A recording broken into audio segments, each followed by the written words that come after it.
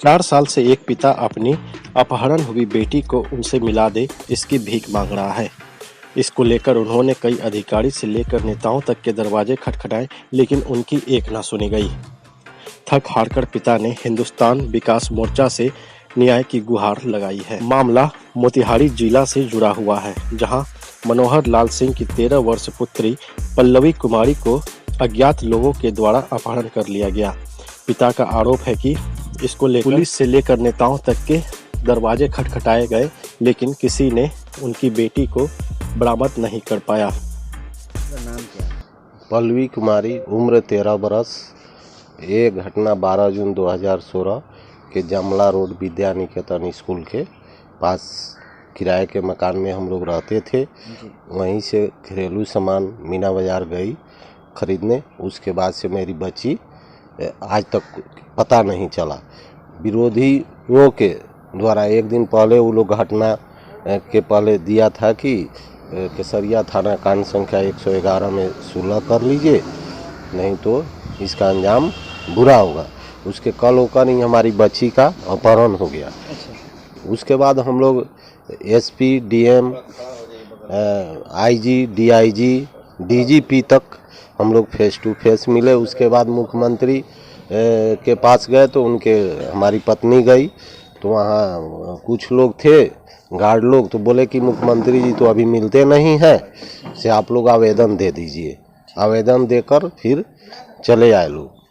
क्या आश्वासन क्या मिला? आश्वासन मिला कि आपके बच्ची को बरामद कराया जाएगा। कब आश्वासन मिला?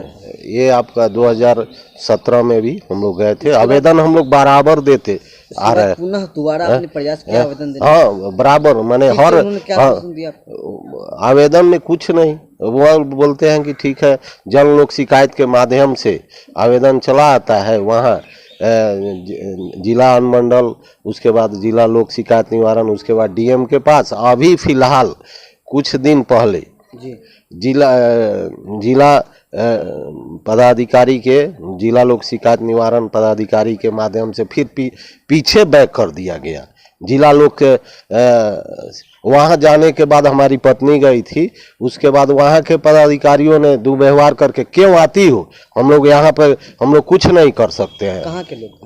वहाँ मोतिहारी के जिला लोक शिकायत निवारण पदाधिकारी कर्मचारी नहीं, खुद बोले। हाँ, हमारी पत्नी को खुद बोले कि आप यहाँ क्यों आती हो, हम लोग कुछ इसमें कार्रवाई नहीं कर सकते हैं।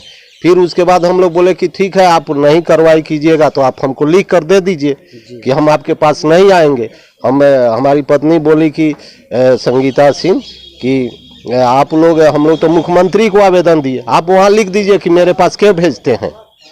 उसके बाद फिर हम लोग वहाँ जिला लोक शिकायत निवारण फिर बैक को कर दिए। हिंदुस्तान विकास मोर्चा और मैं उसके बाद कठिन यहाँ जो है, क्या उम्मीद है आपको? हम लोग फिर यहाँ हिंदुस्तान विकास मोर्चा के से आए। हम लोग संजीव सिंह जो अध्यक्ष है, उनसे हम लोग मदद मांगने आए कि हम लोग वहाँ के कुछ पूर्व विधायक और अन्य पुलिस प्रशासन जो है, नगर थाना, एसपी, चारों तरफ हम लोग दौड़ थक चुके। प्रधानमंत्री को आवेदन दिए, मुख्यमंत्री को आवेदन दिए, गृह मंत्री को आवेदन दिए, मानव अधिकार को दिए, महिला आयोग को भी दिए। आज तक हम लोगों से कहीं कुछ न्याय नहीं मिला। इसलिए हम लोग थक हार चुके हैं, हम लोग की आस टूट चुका है। उसके लिए हम लोग कटिहार हिंदुस्तान विकास मोर्चा के जो अध्यक्ष है माननीय संजीव सिंह, उनसे हम लोग मदद के लिए आए कि हमारी बच्ची को बरामद कराया जाए और उसको न्याय मिले और हम लोगों को भी न्याय मिले। क्या लगता है, एक नई उम्मीद? हम लोगों को उम्मीद ही है कि हम लोगों को बच्ची को बरामद कराने में प्रयास तो जरूर करेंगे। आपका शुभ नाम क्या है? मेरा नाम मनोहर लाल सिंह हुआ। मामले को लेकर हिंदुस्तान विकास मोर्चा के अध्यक्ष संजीव सिंह ने कहा कि अगर 7 दिनों के अंदर पल्लवी बरामद नहीं होती है तो मोर्चा के बैनर तले उग्र आंदोलन किया जाएगा। सड़क से लेकर सदन तक विरोध जताया जाएगा। उम्मीद तो हर बेटी के पिता को है।